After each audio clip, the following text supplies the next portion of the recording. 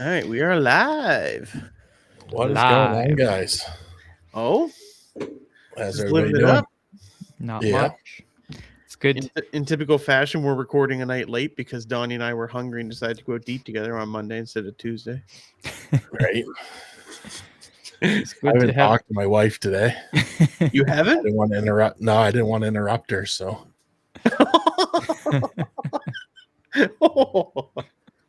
You're so lucky she don't listen. right. Oh well, at least you didn't call her 400 pounds like Korey did about his wife. That's true. Yeah. I didn't say Sarah was 400 pounds. No, she's forget what- 386. 386. She's lost a little bit, so Yeah.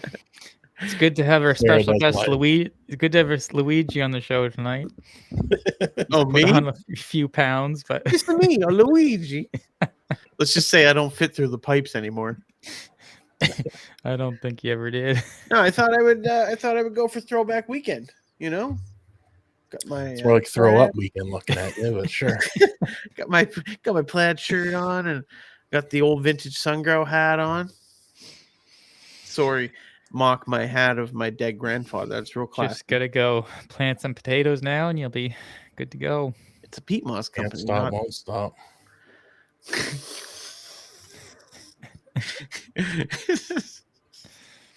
Might stop, probably should stop. Yeah. Anyway, no, I'm excited. This is going to be a good episode. Me too. I'm going golfing tomorrow. I'm Are excited. you? Yes. Yes, sir. Can you count that high to see how much above par you are? First time in 2 years. It could be bad. You didn't golf last year? I did not golf last year. Oh, wow. So mad what's at your myself. handicap? What's my handicap? You can't tell by looking? Yeah. That Seen was that one bad. coming. Yeah. Do you know your handicap? When I was golfing all the time, it was like 7, but that was a while back. That probably means something to some people, but I mean, it doesn't even really mean much to me because it's just a big mathematical formula that's complicated. So I'm pretty much a one sport guy, and it is not golf. Although I did watch. Competitive eating going. Although I did guessing watch really well. I did get to Yeah, watch some he's a golf winner. this week because of the rain delay. That was enjoyable. So, do we want to keep floundering here, or do we want to go into the racing? Yeah, save me from myself. all right. Let's go, Coco. Well, I guess we're going to start off by talking about Denny Hamlin, as always. He is currently having what looks to be a championship caliber year after having another great car in Kansas. Unfortunately, his pit stops continue to put him in a position to be taken out of races, which seems to be somewhat of a trend with JGR pit crews, which includes 2311 as well. Is this something you think needs to be overhauled, or is there still time to right the ship?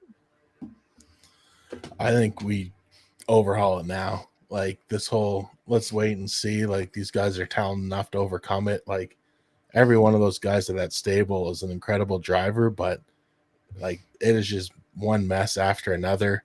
We tried to shake up last year when we put Gibby's boys over on Bell for the playoffs, and all of a sudden they fell apart.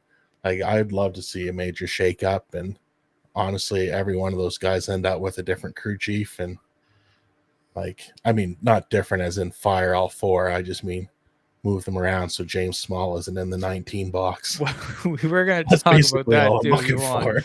So the follow-up to that question, we tend to be quick to judge James Small's pit box decisions. So what did you think of that decision to pit for 4 tires at the end of the race instead of 2 like everybody else did? And the Honestly, I thought it was the dumbest decision. I was so angry.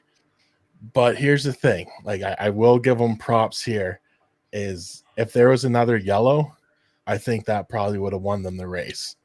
And I think that's what he was banking but man, on. it's only 2 laps. Like that's hard. I know what happens, but like that's a big. Yeah, I mean, Truex made up a lot of ground to get there. Yeah, but like that's the thing. You also took the wheel out of his hand. Exactly. Like he had, like he was already in a better setup than the guys he was racing, and so instead of letting him race with what he had, which I think Truex would have got it done. Like he would have been in Chris Buescher's spot there, right? Like there's Denny. Yeah. So I mean, like and Chris Buescher drove away from with Denny better tires. with better tires. Yeah, like it just. James Small's always looking to reinvent the wheel. I feel like what can we do for a big move? And like it just let Truex drive the car. Like you got one of the most talented drivers in the sport. Let him drive. Like you don't have to throw this weird strategy or work some magic. Like you got friggin' talent behind the wheel. Use that. It just week after week, it's killing me. I will say this: in a bigger picture scenario, I actually think there's a very good chance that decision by James Small cost not only Martin Truex the chance to win, but I actually think it probably cost JGR as a whole the win. If you put those two guys on the front row together, I think that first of all, it gives you way more opportunity to win the race simply because you theoretically control both lanes. But secondly, if you look at Larson what happened, just made a third one right away, but right, but let me ask you this, okay? What happens if, I think if Larson gets out of the pits just ahead of Truex, right? Say Truex is third, well, then all of a sudden he's starting inside of Denny. I think they work together, get as good of a push as they can there, and then you leave Larson and Buescher with themselves.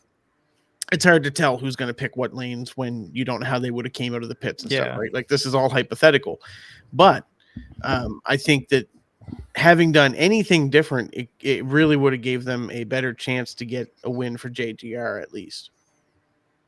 Yeah. If speaking of like lanes though, like can we just talk about like Chris Buescher? Like how the heck do you let Larson go on top like that? Like where Kyle's going. Oh yeah. like if anybody that knows the guys they're racing knows where Larson's gonna go and he let him go there. Like it just blows my mind. Actually, we talked about this a couple weeks ago in the whole Ryan Sieg incident at I think it was at Texas. And a lot of people said, we should have put him in the wall.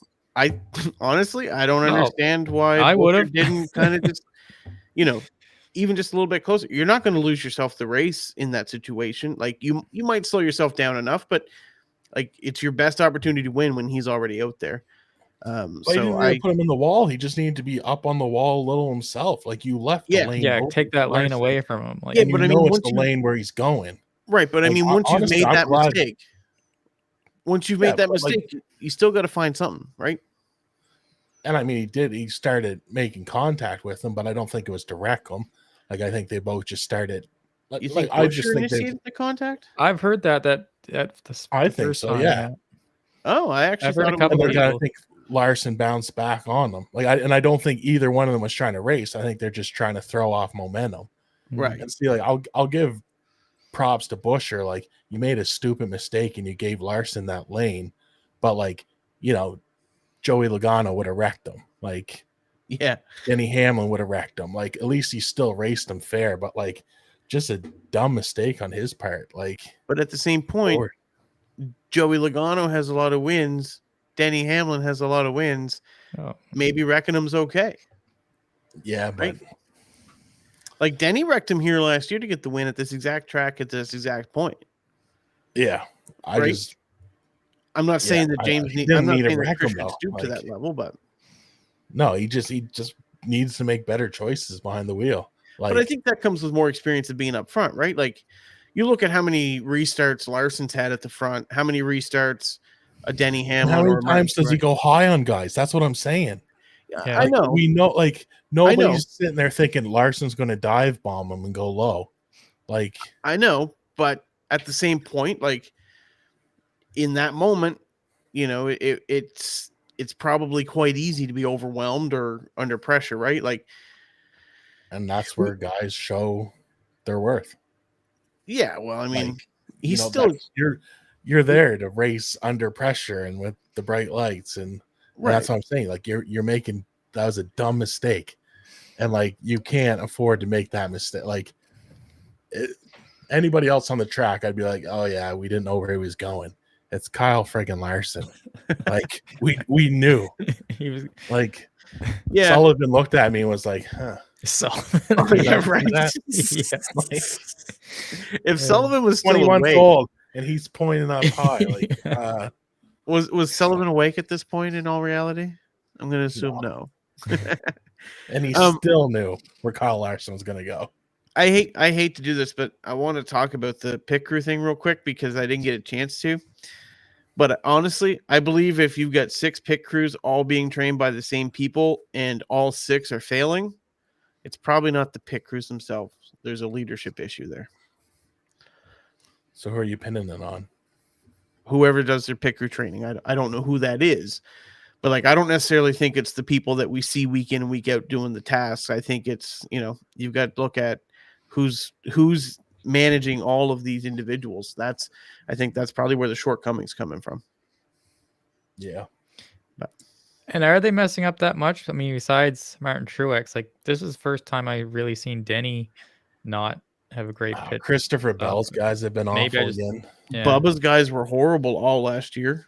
Okay. Yeah. As were Reddick's, for that matter. Yeah, like and when it matters most, they just like I said, like Gibby's boys were incredible all year. We give them the bell in the playoffs, and then they decide to take a few weeks off. Like that's true too. Bell's pit crew was so bad they lost the chance to even fight for the championship in the end. And he probably would have been better off with. Oh, I mean, all he needed in Phoenix was brakes, but those were the brakes. And I mean, there's a lot of pit crews on way worse funded teams that are outperforming these guys. Like the front row guys are actually doing really, really good overall, especially relative to them. It really makes no sense that the team I would consider to be, like, I would consider them and Hendrick to be the top of the sport year in, year out, without any real debate, right? Like one of them might be a little better one year, one might be a little better the next year, but those two are always the two teams that are without a doubt going to battle for wins and championships. And to have one of them have that horrible of a pit crew, like across the board, is really astounding. Yeah. And concerning if you're a JGR fan. Yeah. And I mean, like, you can't blow it up right now. Like, you can't fire 6 teams and start over. No, I mean, like, at the end of the day, they still have 4 wins in the season. So, I mean, like, they're not right. But the thing one is, less than me, so it's not too bad. But the thing is, too, like, you think about it, sure, they've got those wins, but if they don't have 4 teams, how many wins do they screw themselves out of? Because chances are they've cost other guys on their teams wins when those other guys won, right? Or at least better. Speaking of costing guys wins, Kyle Busch cost Junior that win. Thanks a lot, Steve. Throw that out there. Did you see his drive from the back from 21st to 8th? No, I still haven't watched that. Man, unbelievable! Like Kyle Busch's? Yeah. Oh yeah, I did see that. Yeah, that was and like crazy. You hear the spotter in his ear, and like assuming that the video is lined up with the with the audio, like assuming that's as it actually happened. There's a point where you can just be like, oh yeah, he didn't care what the spotter said there. Yeah, he couldn't. The spotter couldn't even keep up. He was going around cars so fast. Like it was wicked. But that's why I digressed. We won't brag Steve's guy up too much. No. All right, so let's talk about Jimmie Johnson. How many more times do you think we'll see him behind the wheel? We know he loves to drive, but it just doesn't seem like he has a great handle on the car currently. If we consider the risk of hard hits, such as he had at Kansas this weekend, how much longer do we see this continuing? Honestly, like Jimmy's my guy. I love Jimmie Johnson. Always will. But to see the greatest of all time not even be great, like, it's rough. Or not good even. Good. Yeah. Yeah. Like or mediocre. 7 races in this next gen car, not a single top 25. Yeah. Like he's running like Harrison Burton. You know what I mean? Like that's honestly like, yeah. It's just, oh man, it sucks. And like, I hate to say it, but like I think he's lost it. Like he's lost a step. Like to come out of the throttle when he did and Lajoie get in the back. And it's just like I don't even think Jimmie realizes it, because this is like crazy. Like, you know how Jimmy's reserved, like he's a gentleman, he's one of the most respected guys. Like he's in the ambulance, gets out of the ambulance and goes and stares Lajoie down. Like, bro, like you're to blame. Like That's the same as, Bubba going throwing punches at Larson. Like, that's basically what that means for Jimmie to do. And it's like, I mean, what I think of Lajoie. He's overrated, but I mean, you can't fault the guy. Like, you were out of the throttle like 3 kilometers away from smoke. Like 3 kilometers, that's a term you don't hear at a NASCAR race very often. Yeah, I think it's time for Jim. I mean, Jimmie's almost 50, maybe is 50, but I think he's like 48 or something like that. He's not a young man. What I don't understand is, like, why isn't he doing something like Dale Jr. and going to an Xfinity car, which he's probably more familiar with, like something he can actually ride probably decent in. But to be honest, I really believe that Jimmie Johnson's biggest issue is when he had that wreck in 2017. I believe it was at Pocono. It was the very next week after he won his last race.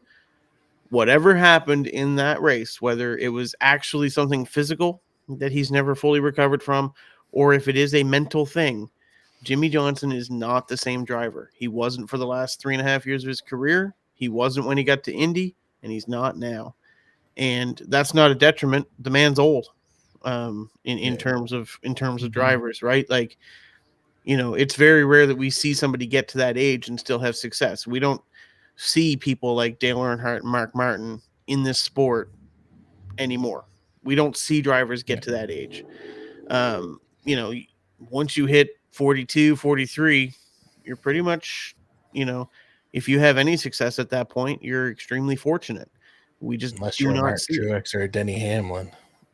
That's what I mean. Like, it's very rare, right? And it's unfortunate because I think Jimmie could have went out on top.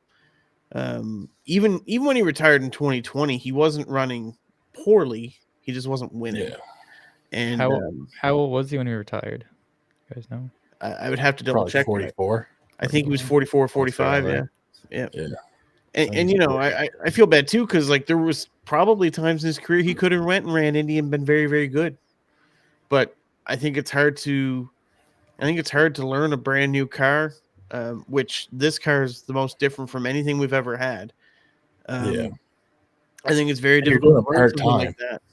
Especially, you got no practice. He doesn't have his reflexes like he used to, Yeah. And in my opinion, he's got the yips. Yep. Yeah. And like when you were great your entire career, people will always expect greatness. So like that's what sucks. If Jimmie was running 15th, he got back in this car and he's running 15th, you'd be like, well, yeah, I mean, he's running 15th. What's the point of showing up? Like, you're Jimmie Johnson. Like anything else than a win is basically, like. Yeah.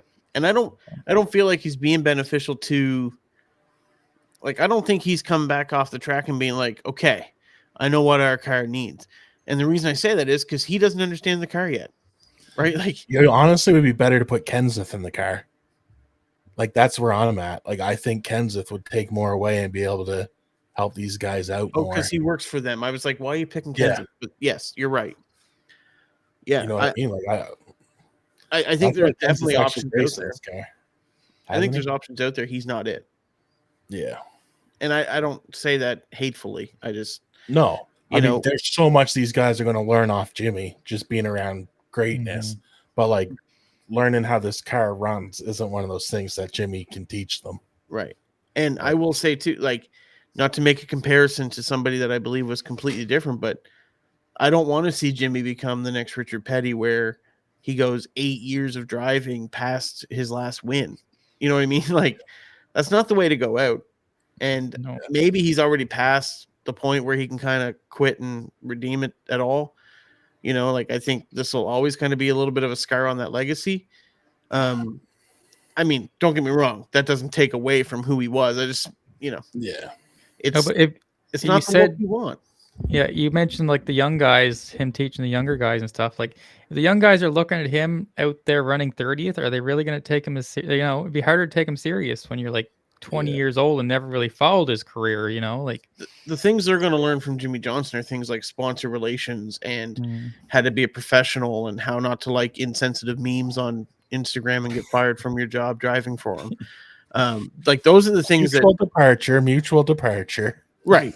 Actually, from what I understand, Noah actually asked to be released. Yeah, I think that's kind of like, oh frig, I just burned the Maybe. shop to the Yeah. ground. You can't fire me, I quit. Like that's yeah. Maybe, but No, there's no maybe about that. no. Jimmie actually said he was surprised. It's like, No. I don't know, man. He was no, gone. you don't leave. Yeah, no, you You don't don't leave. leave what a back marker You team. can't which be is what like they were. you can't I mean, you there can't was sit no here and be like, guarantee. Jimmie can teach these guys about sponsorship marketing and how like, and then be like, no, I think he was going to keep Gregson around. Yeah. Like, come on, man. I am saying that there was potentially like I think if sponsors were staying on, he would have been there, and I still to this day I don't believe I've heard anyone say they were backing out on him. Yeah, no, he So, was done. I mean, All right. we'll never know. We don't know the inner workings, but All right. So for a race that had a few long runs and only a brief grouping of incidents in the third stage, this race seems to have been almost universally loved. According to the 43,000 plus voters on the Jeff Gluck poll, it was 95.8% positive that it was a good race. According to Jeff, that's the top ranked race he has ever had after posting the poll for 312 races. What made the racing so good for so many people, considering there were not massive wrecks, no Chase Elliott win, or any of the other things that we often associate with people saying makes for good racing? Well, I think it was competitive. yeah. In reality, right? Like I talked about this last week with Dover. You know, we had a really wide track last week. Well, this week we had an even wider track. There was guys that were making passes on the bottom. There was guys that were making passes on the top. That early to middle stage of the race, we had a wicked battle between Kyle Larson and Ross Chastain. You know, for better or worse, love him or hate him, Ross Chastain made that moment extremely exciting because he was out, in my opinion, he outdrove Kyle Larson. And the reason I said, I see you both looking at me, okay? Not only did he pass Kyle Larson multiple times, both below and above him, right? As the stage came to an end, he Just still had who won that stage? Just wondering. Denny Hamlin. Was it? Oh, is this stage 1 too? It was Just stage one, 2. okay. Well, still, Kyle Larson came in second, I believe. So No, Kyle Larson came in third. That's what I'm saying, but you won't listen to me long enough to hear the point. He actually forced Kyle Larson to overdrive his equipment to the point where he had better tires left than Kyle did.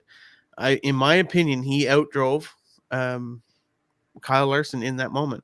Now, granted, he was also a big part of the reason why Denny Hamlin was able to get that win. He probably could have settled in there but it probably would have been Kyle get the win if he hadn't have forced him to run there. So, you know, I think that was a great part of the race. We did get a few cautions back to back. Kind of I'm just looking at Donnie. Lots of great takes tonight, Ev. I'll give you that.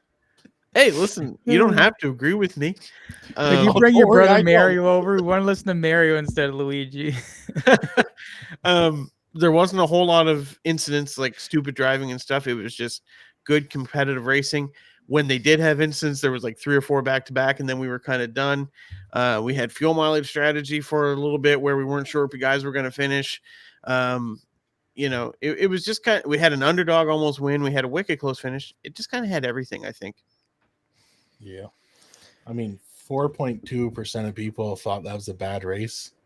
Like, I don't know what the Gluck they were watching, but what the Gluck? I mean, it's the internet. No one's ever happy. Well, Chase Elliott didn't win, right? So those 4.2% of fans were probably, or they were Chris Buescher fans. Yeah. I mean, that was an awesome race. Like, there's no way around it. I've been saying I feel like this is the 3rd season in a row. Like, Kansas is the race of the year, it seems. Like, just, man, it's awesome. And then, honestly, under the lights, like, as tired as I was, that was cool. Like, I'd love to see, like, a Saturday night race in Kansas. Oh, no, it'll be a Sunday night. Yeah, but we don't do Saturday nights anymore. Yeah. Yeah, I will say, I think you're right. You said it earlier today. Kansas has become the track. Yeah. And Jeff Gluck said, I think it was last year and the year before that the Kansas race was the most liked race. So Yeah, it hasn't. It hasn't hit. I think he said it hasn't hit below 86% since Something the next like gen that. came out. Yeah. And like, you think about it. Can you imagine? I know Corey, this probably doesn't mean as much to you, but Donnie, can you imagine a couple years ago being like best race of the year was a mile and a half? Right? Like maybe Homestead, I guess, Yeah. but like that's it. You Yeah. know, Oh, I can't wait for Kansas, said no right? one ever. Like, And that's why we don't have Chicagoland anymore. That's why we don't have California anymore, right? Yeah. Because they just weren't putting on the races that that we wanted, I guess. And now we've lost those two tracks, which would probably put on great shows right now. And instead we've got horrible short tracks and road courses. It's just a wild thing to imagine, but right. I do got to ask, how's that lawsuit going, Corey? I just assume you must be going after your barber. I think that's the haircut Noah Gregson had last year. Could be, yeah. Wow. I'm gonna What tell you do? Sarah Go you see said his that. Subaru commercial and go in and say, "I'd like this, please." He looks like Listen, it was free, so I don't care what it looks like. Buddy off Peaky Blinders there.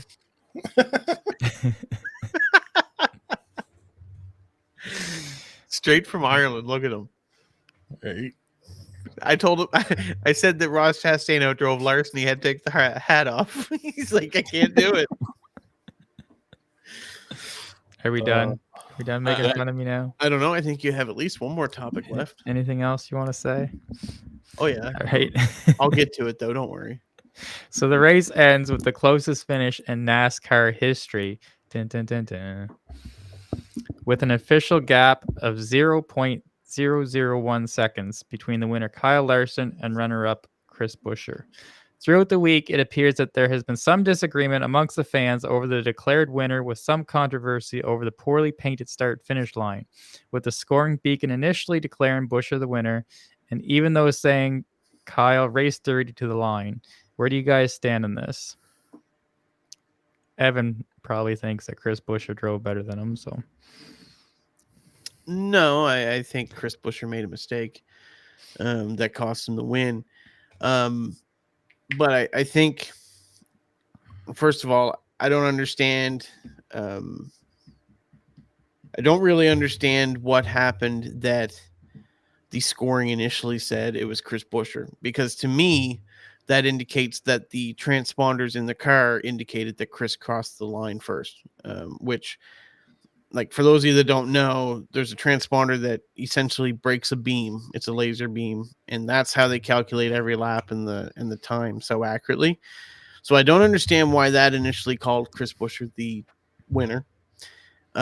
When if you look at the photo finish, it does very clearly show that Larson is ahead. Oh, It yeah. ain't by much, but he is ahead. And I realize that the line looks iffy and weird and whatever, but I think you can clarify where the line is and isn't. Like, you can see it. I think Chris Buescher did definitely lose the race, but that raises the question in my mind. Okay, well, why do our transponders not accurately read that? Because for me at home, I was like, sweet, Chris Buescher won. That's exciting. And then as soon as that gets called back, it always raises into question, right? The integrity of the sport and things like that. I think. See, I don't see that, because in my mind they made it right, so they called it. Yeah. Right. Like, that's it. If they would have stuck with that, and then you see the pictures, Yeah, of then it Larson would have been like, oh, there, and you're like, well, where's the? And Right. here's my thing. Like, we're talking about the closest finish in Cup history. Yep. exactly. Like, this thing is like, you snap your fingers, you don't know what one snapped first. Like, so my theory behind this was that it just picked it up, and Chris Buescher goes by, alphabetical order. Like, Or something, because like Cliff Daniels said on his readings, it was 0.000. Like, the transponder just didn't pick it up. It was so close, as far as I could figure out. But I mean, like, it's not just not like you look like, for believe it or not, I like watching cycling.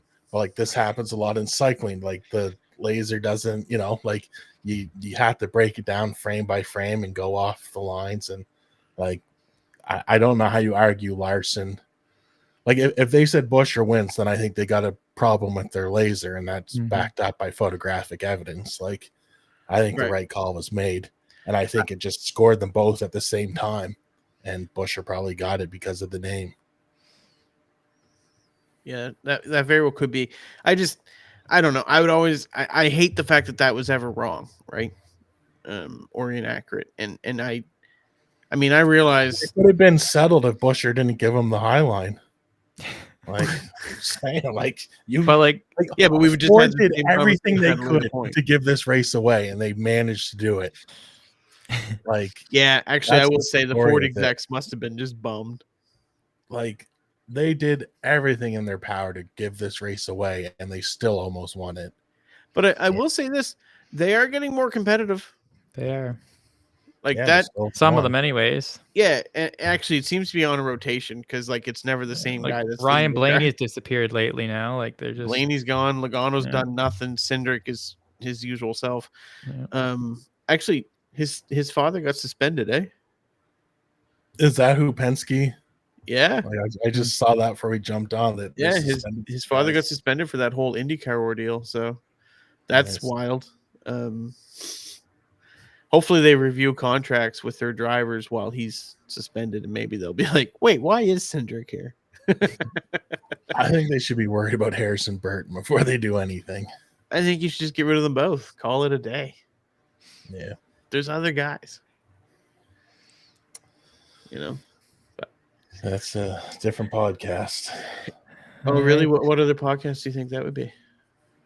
Well, I mean, different day, different. Oh, topic. okay. Gotcha. Well, listen, we do have a bit to go to.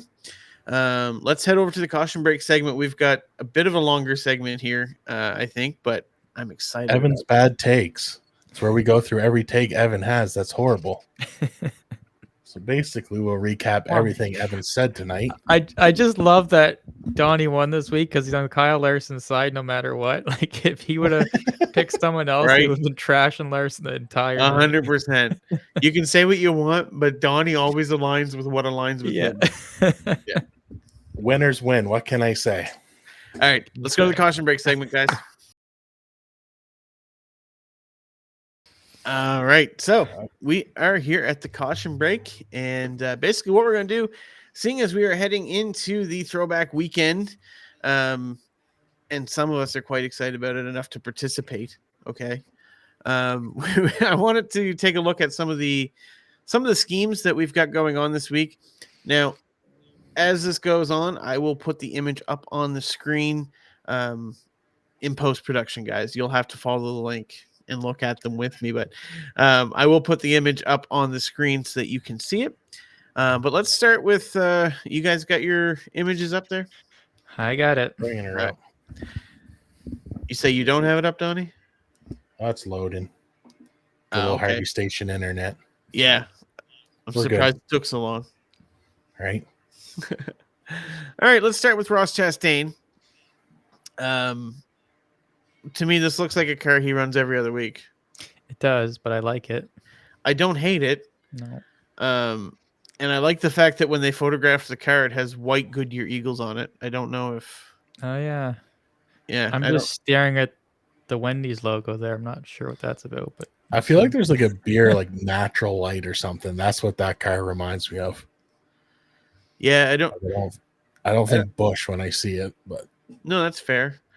I don't hate the car, but I don't love it.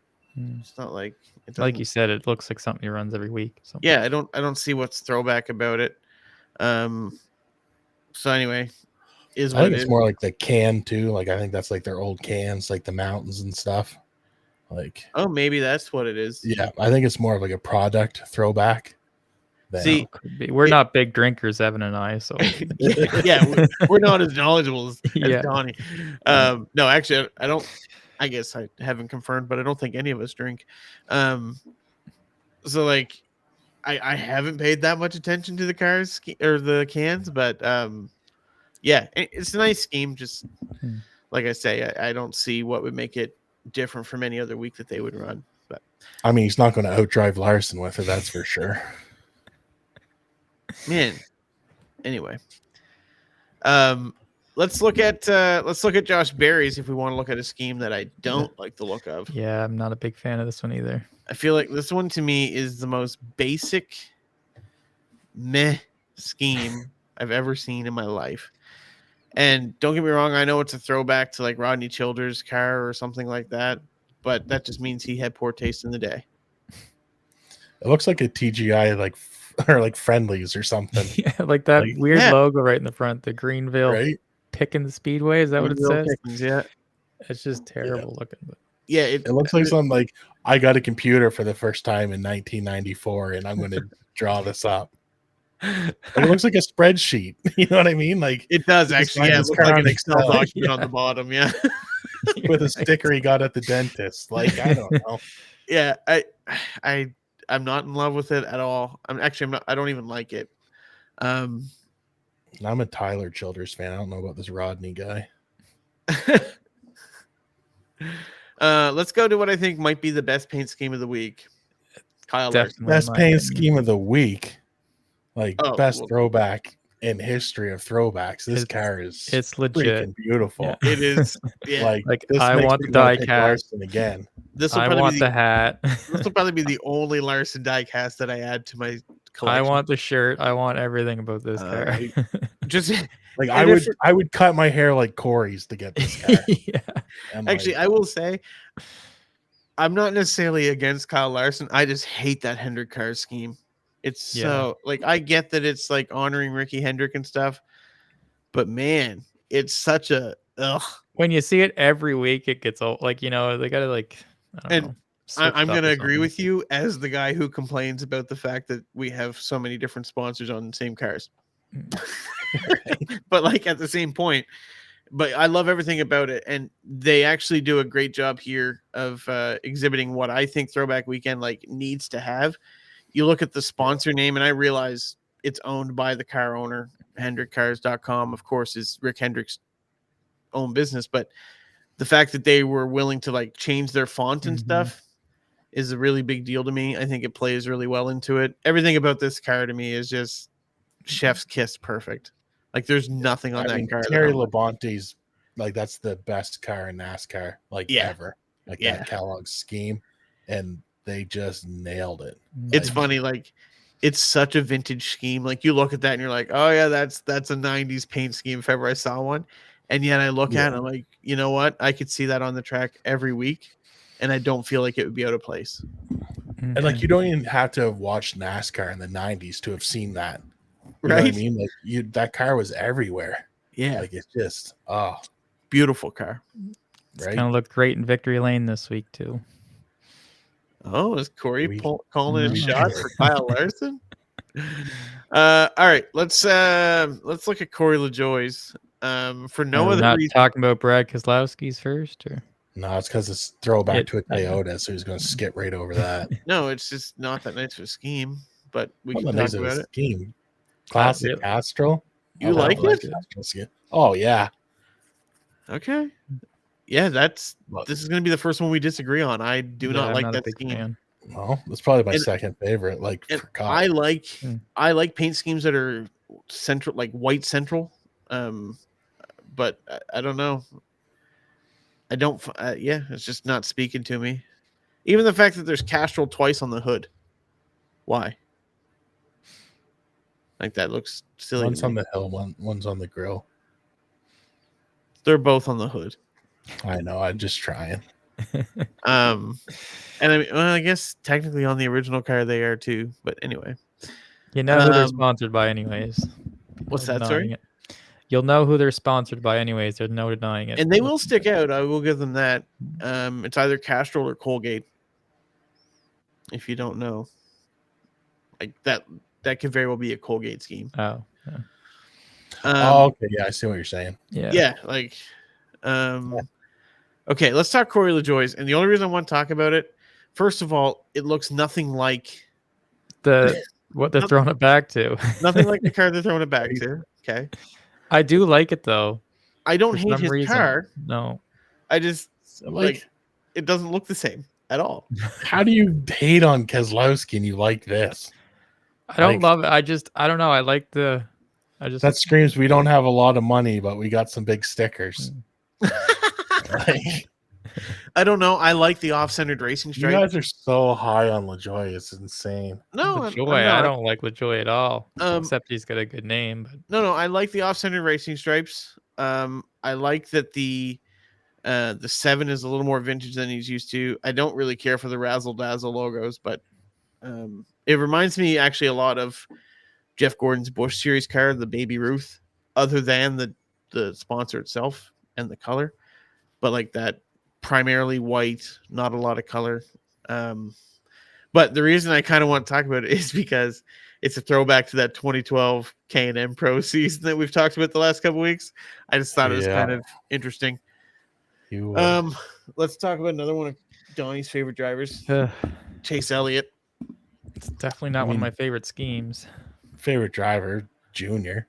Like, I'll give you that. It's a throwback to one of the greats, but no, I love that scheme. You like that? It's like Junior had so many better schemes than that, though. Oh, but it was like, yeah, but until you run an all red Budweiser car, like, I think it looks clean. Like, I love that. It does look clean. Gold, like the UniFirst, like it doesn't look bad. It's a good throwback. Yeah. And I think it's the nicest thing I want to say about Chase Elliott this year. So. I will say too, one thing I love about the car is I actually think it does a very good job of staying true to the original. Like, you look at that car and you know exactly what it's throwing back to. I don't think there's like, I wonder, is that Dale Jr.'s scheme? Like, no, it's Junior's scheme. So I do like that. Yeah. It's not a winner for me. I'm gonna skip Chase Briscoe's. Because that's Donnie's third favorite driver, Harrison Burton. I actually love his paint scheme. I don't hate it. And there's a couple of reasons why. So first of all, it kind of reminds me of that old Furniture Row racing, like plain black, slap the logo. And I thought that was always a cool car. But again, I love how Dex Imaging is like, you know what? This is our logo, but we're willing to adjust it for the throwback weekend. Like, I love when a sponsor embraces that. And it sticks true to the white and red scheme of so many Wood Brothers cars. I think it's cool. I don't think it's like the best thing ever, but I think it's cool. Best thing ever might fall to number 24 car that's right after it. I think it's a close second to Kyle Larson's. It's not a close second. It's a second, but it's not a close second. I don't know. How do you think this 21 is going to look before we get off that? Like 30 laps in after it's into the wall and spun out and hit 4 other guys. Like, I just think Dex Imaging will be a little more twisted. Right? You won't even see the lady in black stripe on it, though. No. Right? Like, it's just black. Yeah. No, honestly, I like it. Stinks there's not a driver to drive it. This will be the weekend he gets Wood Brothers their 100th win. That's right. Because, like, it's a really technical I've never forgiven them. That's probably it. Oh, you mean for making you look like an absolute buffoon? Yeah. Fool me once. Yeah, like, I don't think you get to brag about picks ever after you made I dropped the ball once and I learned. I haven't lost since. All right, so William Byron. I love it. I do love it. I mean, I think that's one of the most classic paint schemes in NASCAR. I don't remember it having the yellow and orange on the front when Gordon ran it, though. Am I crazy on that? I thought it did. I don't think the paint was as nicely, but like, I don't know if it blended as nice or whatever. Yeah. But I thought it was blocked yellow, orange, and red. I always thought it was pretty much just like completely red on the hood, but I don't know. I guess looking here on the car of tomorrow, but the body shape is so different. It looks completely different. Yeah. Yeah. I think they did a good job on that one too, though. It's hard to mess that paint scheme up, though, to be fair. Honestly, it's iconic, but I was never really a huge fan. Like with Gordon, I like the rainbow. Like, I definitely prefer the rainbow. But I prefer that one to the seems so like Jesse James, Orange County Choppers. Like, I don't know. To be fair, they are an automotive paint company. It just screams like Gray Rapids. Gray Rapids. Oh my goodness. I will say I much preferred, like, this is more of a later generation Jeff Gordon. I preferred it to like the 2001, 2002, like the blue and When he red. was good. What's that? Back when he was good. Yeah. He was always good. He just was never as good. Let's look at the Reddick car because I think it's one of the worst examples in the field. For me. You don't like the Reddick car? So here's what I hate is when a sponsorship is unwilling to budge. And that's 100% what we see on that back quarter panel with Monster Energy and their Beast brand. And they're like, nope, we're black and lime green, baby. Don't care. And I think that, like, that for me ruins the paint scheme. Yeah, Monster Energy, like the amount of money they bring and stuff, like Sure. Like to me, like you can't change Monster Energy. Like Monsters, like I don't know, man. Like I get what you're saying, but like I think that Monster did the detracts right from thing that scheme. holding that. And like the car is an old car, like from the 80s. Like when Richmond ran that, he didn't even have sponsorship on the front hood. Right. You know what I mean? Like, so like those stripes along the side are pretty much what the car was. Like, yeah, I think it pays enough homage to him without. Yeah, I don't think Monsters. So here's what I would actually like to see. Okay, if you're going to do this, make the whole back of the car black. Don't re-continue the scheme at the back. No, I disagree with you. I like it. Like I don't like. I don't really. know. I do like it. That's. I mean, I'm not surprised Donnie likes it because he's a Reddick guy, but I don't know. It doesn't speak to me. And maybe it'll look different on track too, right? Like that's the other thing. Sometimes these cars, you're like, and then you see them race, and you're like, okay, that's actually like a super cool paint scheme. But okay, I'm surprised you guys like that as much as you do. I don't hate it. Yeah. I think that All right, that Beast logo really messes me up. let's jump down to Zane Smith. I think that's the next one. Let's go to Alex Bowman here in the 48, one of the most iconic paint schemes in all of NASCAR history. Right, back when the 48 meant something. The 48, formerly Lowe's car. Was I think Victory Lane, you know. Merely pointed out that like one thing about Alex Bowman and Ally is their paint schemes are always on point. Like Ally is very willing to play ball with Throwback Weekend and things, and like that car looks so good, so clean. I think all four HMS cars kind of hit it out of the park, which is great considering, you know, in case you didn't know, Fox might not have mentioned it's their 40th year since they got their first win. So like I think it's great that they're paying a bit of tribute there to the greatest guys to come through there. Like all of their champions, as far as like their past drivers, obviously Chase and Larson aren't on that list, but I do gotta say the thing that throws me on it is the number placement. Like I know, like since we've moved the numbers, you know what I mean? Like I've like, it's not a big deal. The cars still look good, but like that's the first time I've seen this scheme with the number moved, and it's like, yeah, it just sticks right out. But it does. Fucking scheme. I mean, it doesn't look bad. Horrible. It's just no, not at all. But it's just like so noticeable. Like, oh yeah, we moved the numbers. But I also think like this is a perfect example of what NASCAR was talking about, why they want to move it forward. If you look at how they did the logo on the side, like that's the whole point of why that number moved forward. I think Ally did a really good job with it there, or the graphic designer at HMS is really who did a good job. But you know, I think that's the whole point of it. Some sponsors do it right, and other sponsors it's pretty rough. Yeah. Do you want to talk about the Zane Smith car? I mean, it is what it is. Kind of looks like what Denny ran at Phoenix, like the all red car, the brakes one or whatever. Yeah. I appreciate Dave Marcus, but like, another scheme I really don't care for is Daniel Suarez's. Yeah, I'm not a big fan. I honestly think it would probably be decent if it wasn't for the font of the number. Yeah, he had, which I mean, it is matching the 5 on the everybody's car, but I get what you're saying. I think it looks better as a 5. Last year they ran a Quaker State scheme that was sick. Like, it was probably one of my favorite last year. I think that's kind of what the Castrol one this year reminds me a bit of. Okay. Like Brad's, like kind of reminds me of that last year. But yeah, I think they missed the ball in this one for sure. Yeah, it doesn't speak to me. That's kind of what we're looking at to see this week on track, guys. I know that's a little bit different segment than we're used to, but And I guess that wraps up the podcast. Well, I'll see you next week. You know, you don't want nothing else to talk about. You don't want to talk picks. You don't want to have your opportunity for redemption from last to first.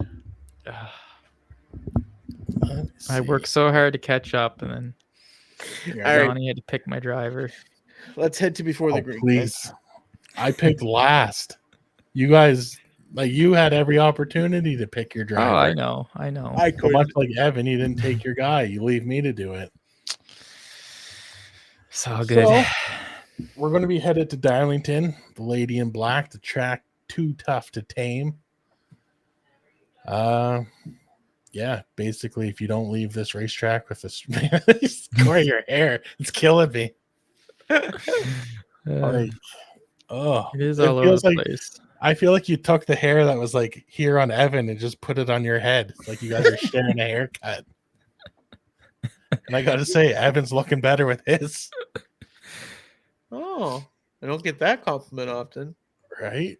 Like, so what? Did you just think, like, you know what? I'm kind of the most handsome guy on the podcast. Maybe I should throw that away. It's not that bad. It's just not done. Like, it's just, I got a cut and I put a hat on. That was it. So, like, what did you like? Do you know who Lloyd Christmas is? Yeah, I'd like to look like that, please. Are we gonna talk picks or what? This is your one chance to brag. I don't know. You picked that haircut, right? I'd pick a different barber. Oh man, hateful. Anyway, yeah, I just. All right, sorry. Like, did we make a bet and you're just owning up to it? Like, I don't remember making this bet, but I apologize, man. I wasn't serious if I told you to do that. Yeah. All right. Where was I? Darlington. Yeah, basically, if you don't have a stripe on your car, you're not doing it right. Last week's picks. Let's get into it. Korey is on 4 wins in a row, was it? I think it was 5, wasn't it? No, it was 5? 4. Was it Okay. 4? Yeah, he's looking for 5. Looking for 5. That's where the. Okay. All right. And how did you do, Korey? You picked Bubba. Not great. Didn't see him all day until he spun or whatever happened there. Right. Yeah, he was quiet. Since Texas, he's been nowhere to be seen. You know who wasn't quiet was Korey last week with he's full of facts and numbers. It's all right. What's your average finish now, Korey? Yeah, you want to share anything, Korey? You know what? I think I'll save it for another time. All right. Not bad. Evan, taking the big swing, picking the big dogs. Denny Hamlin, how'd you finish, bud? 5th. It was a respectable finish. Oh. So, I mean, that's pretty much a guaranteed point, is it not? Usually. Oh, that's right. But me picking 3rd, of course, I go with Young Money, Kyle Larson. And what can I say? I made his day. Can you do? I took a win from Buscher and gave it to Larson. That's what my endorsement means. NASCAR changes results because I say so. And so I got 2 points, and I am back in the lead. I have the tiebreaker on both of you because when I pick winners. Oh, my goodness. Yeah. Just so you know, we're switching segments soon, right? Like, I mean, you guys got to do something. You're like Toyota here with the crew chiefs. Like, you got to shake something up because it just ain't working for you boys. Oh, he's humble at least. He's humble, yeah. Yeah. Honestly, if you were as great as me, I doubt you'd be that humble. All right, who's winning this week, Donnie? Pick them. All right. Let's see, Evan. Why would I want to do anything like Evan when it comes to picks? Forget that. I think I got to go with somebody who's going to be looking to bounce back after 20th place. Ran uncharacteristically. And somebody who, I thought was going to crush it at Kansas and didn't. But I think they'll bounce back here. Tyler Reddick. Good pick. Not a bad pick. All right, Donnie. Last week, you I'm not sure that's how you spell it, but sure, we'll go with that. last week I swung, and you said because I swung, you were going to swing bigger. So I'm going to take William Byron this week. William Byron. Whew. That's who I Boys, got. He's gonna They're lose going to big. Hamlin and Byron in back-to-back weeks. Listen, Oh, man, man. I think he's got just resign, I guess. he's got a 23rd and a 33rd in the last 2 weeks, and I think he's going to want to get back to form quick. Darlington's a great place for him. I'm taking Byron. Oh man, those are big picks. I don't think I'm gonna go quite so big, but I'm gonna take a guy who's been running well lately. He's also won here twice in Xfinity. I'm taking Noah Gragson. Ooh, he's on my train. I picked him too early, so You did pick him too early. I did only by like a week or two, but Yeah, once you realized you couldn't pick him anymore, it's I can be good now. oh man, Byron, it's gonna be man. another big week. Yep. Corey's just sitting back going, all right, boys, pick away. Honestly, I was gonna take win Denny. with Byron, you're in trouble. I was thinking Denny, but had to go Gragson. Denny will win some other time for me. Why not Larson? He's I don't wanna running the pick him most yet. iconic car ever. I know, and I know. I will say that's a scheme I would love to have, like Right. not only like the diecast, but a victory lane, like race win diecast. But again, be you guys taking Byron and Reddick, like both guys have a real shot. And Larson just got too busy this month. I can't pick him until after the Indy thing. I know he won last week, but like Yeah, he started the month off with a win, but he's just too much on the plate. I think. man, have you seen his schedule this month though? Like no, it's I don't ridiculous, pay the attention to stuff a guy's he's running. schedule. no, well, There's not a single have- guy in that Cup garage that I'm like, I what did happen his to see it. schedule look like this week? Well, Where can I run into him? Corey's schedule: lose lead to Donnie, get horrible haircut, get over make bad picks. Oh, cool. Shoot a 98. I know, don't say that. That might Lose happen. to Steven Fitzpatrick. Yeah. All right. Well, what time is your tea time, Corey? 9:30, I believe. So less than 24 or less than 12 hours from now. Yeah. Okay. Well, what do you say you take us out of here then? Is Where your we going? barber's last name Keller? Okay, by we're any done. Hang on, what? No, What it's was not her Keller. last name? No. Keller. Keller? Oh man. I didn't say your first name. I just said Keller. I mean, So that's what when you're your mom was thinking. done cutting your hair, did she pat your head and say, "There's my handsome little guy"? No. Yeah. No. No, I think she said, "Oh goodness, what did I do?" That's what she says when she cuts my hair.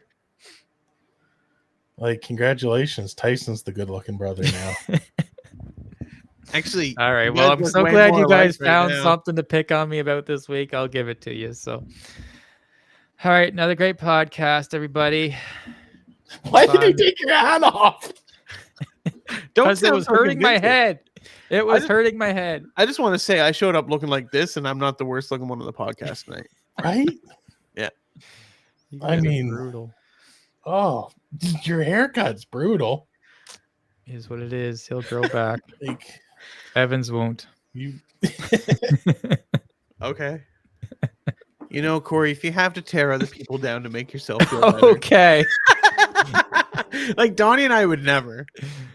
Donnie hasn't had a haircut in 13 years. Because I'm scared I'll run into your Yeah, barber if I do. Oh, man. All right, Who for cut real. it? All right, let's get out of here before you make me start crying. Sarah cut it. Did she Oh. really? Yeah, she always cuts it. You think I'm gonna pay like $30 to get my hair cut? Bro, I I'll know, give you I 30 don't bucks. care. I'll send you an e-transfer, please. Me and Evan will go halves. I mean, No, I'm not. No, I don't pay All for right. mine either. all right, I'll take the full. done. I'll take the full. I'm bill, man. done. Take us out then. I just did. I said I'm done. All right. Well, we'll see you next week then. Make sure to like and follow all of our posts, and we'll post our picks on Sunday, and you can tell us who yours is, guys. Have a great week. See ya.